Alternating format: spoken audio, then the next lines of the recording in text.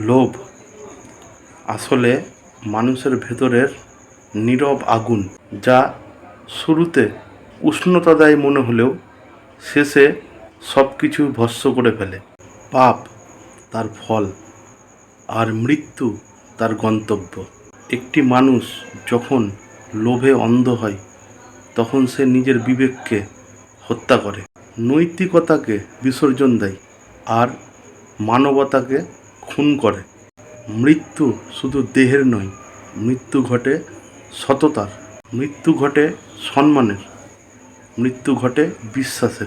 তাই বলা যায়, লোভ হলো এক অদৃশ্য ফাঁস, ধীরে ধীরে তার অস্তিত্বকেই শ্বাস রোধ করে মুছে দেয়।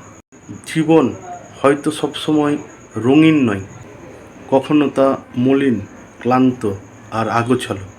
কিন্তু সুখ আসলে দূরে কোথাও নয়, খুব কাছেই আছে।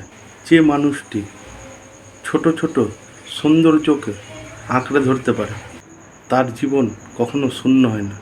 লোভ ছাড়া সে পরিপূর্ণ। শুভরাত্রি। জয় মা তারা।